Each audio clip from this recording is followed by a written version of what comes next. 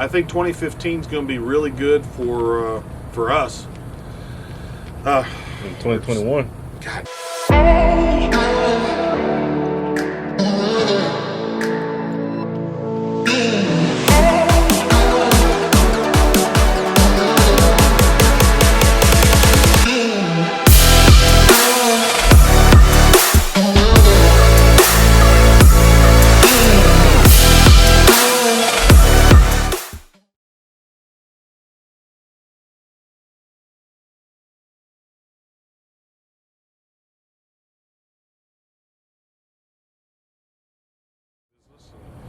And do what we do.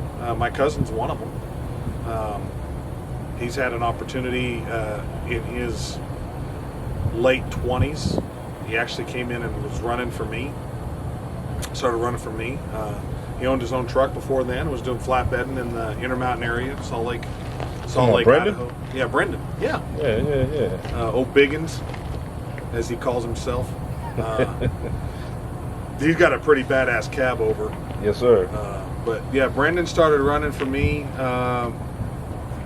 on 7 and worked his way up to having an 11 axle, and he's got a 13 axle, actually it's a 14 axle dolly system. We haven't had any dolly work in a year, so it's just been sitting, but excuse me. But yeah, he is a young guy that's accomplished quite a bit for his age. And the equipment that he's bought, and he's got paid for equipment now. I don't know if he wants me to say that, but he's accomplished some things. Hey, that's a big accomplishment right there, man. I mean, when you're in your late 30s and you've got a paid for truck and trailer, not only a paid for truck and trailer, but a paid for truck that is your dream truck. Yeah.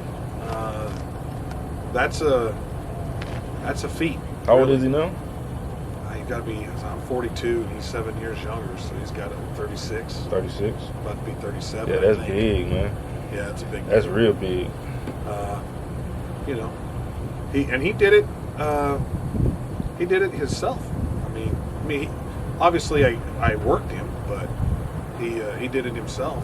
Yeah. You know, he didn't have any handouts as far as getting equipment loans. He got his own loans, and he built his own business.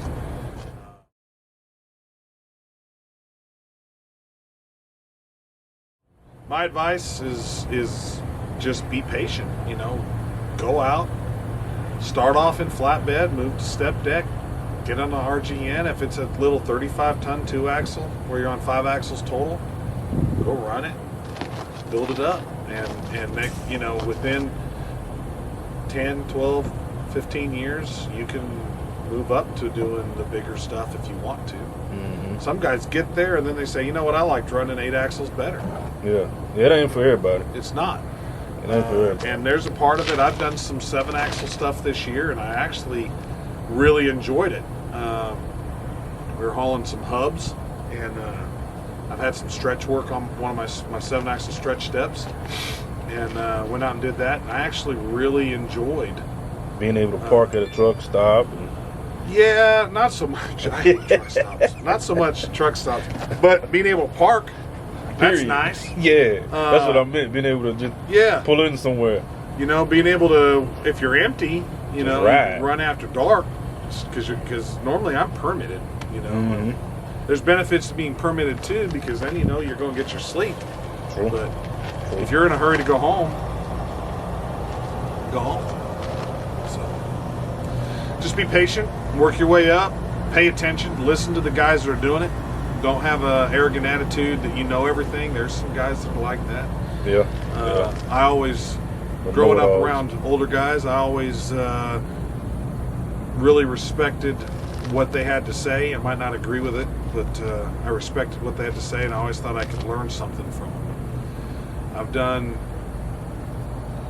I've almost done everything I wanted to do in my career, trucking-wise, but there's so much more to learn. I'm learning stuff all the time.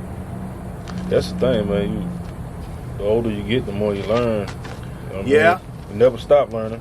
If you're not learning, you're you know, you hear the old timers always say that. If you're not learning in this business, you probably ought to get out.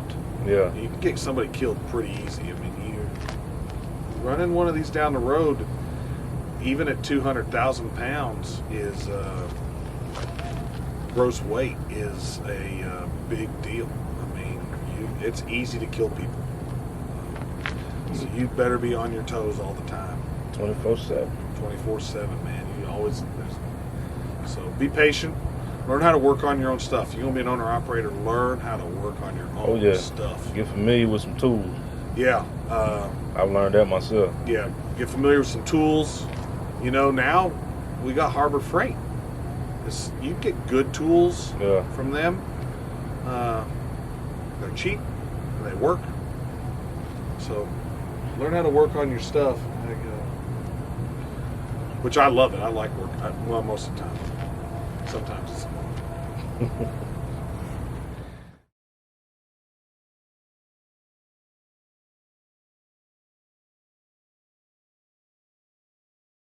yeah, I mean, there's going to be men that want to step up that'll take the place. There's some younger guys like us in the industry, and I mean, young's, you know, mid-30s, late 40s, you know, mid-30s to early 40s is still considered a young guy for heavy haul. Yeah, oh yeah. All the guys I know, you know, that I work with at Landstar. Yeah, they're about to retire. 60. Yeah. You know, 65, yeah. 55. They up there. So, you know, the good parts of trucking for your family is you can make a good living. You can really provide well for your family, and if you're smart with your money and don't spend it on all the truck stop goodies and eating high dollar meals every night. That's right. Really put some money back and have a future. You know. That's the thing about, you know, the stuff that we do. At any given point, you know, you might do a load, you might get a $30,000 paycheck. Right. But you got to be smart with it. Yeah. You got to put it back into the business. Yeah. There's putting it all back, and there's not having a heyday. It's real easy, you know. You get that first $30,000 take home money, you know. You get settled on that, and it's very easy. And I've done it. I'm guilty of you know, thinking, well, hell, I got that money going to last for a long time. And, you know, you go buy some new motorcycle. That's right. Or, That's right. You know, a bunch of chrome for the truck, or, you know, whatever. Pickup truck. Yeah, pickup truck, instead of saving some money for the rainy day, you know. That's the real key, especially if you're an owner operator. Yeah. You better have a slush fund. You better. I think a normal everyday owner op needs to work towards having 25 grand in the bank. All times. And a guy like you and me for one truck needs 50. You know, do we all have it? No. Is there times where you have it and you flush? Yeah. Is there times when you've spent it? Yeah. That's why that 50 G's there, you know. And, you know, there are a lot of guys that don't have that much money and they make it work and are very successful in the industry. But that's my opinion. If you can do that, you're going to be more successful than a lot of other guys when the times get tough, because times get tough. That's right. You know, financially.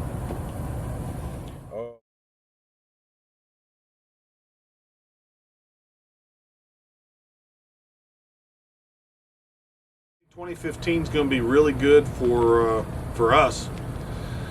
In 2021. I think 2021 is going to be good. The grumblings I'm hearing from my clients, what we do, it sounds good. They've got projects that are going to be planned out, that are going to go forward regardless of the election. And, you know, it's all infrastructure stuff, right? We got to have energy. That's right. We got to have the oil and the gas. That's how we heat and power our homes, power our cars. You know, you've got the wind energy. I think that's going to still be going on next year.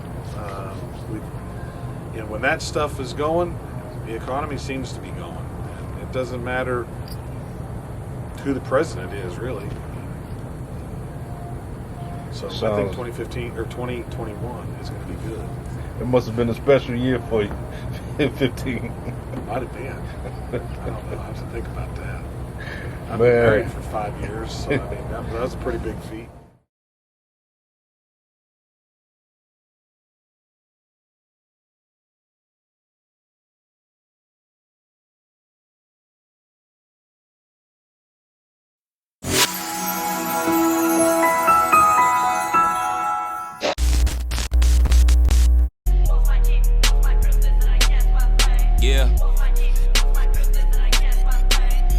back to my first gram. All I wanted was a quarter pound. Now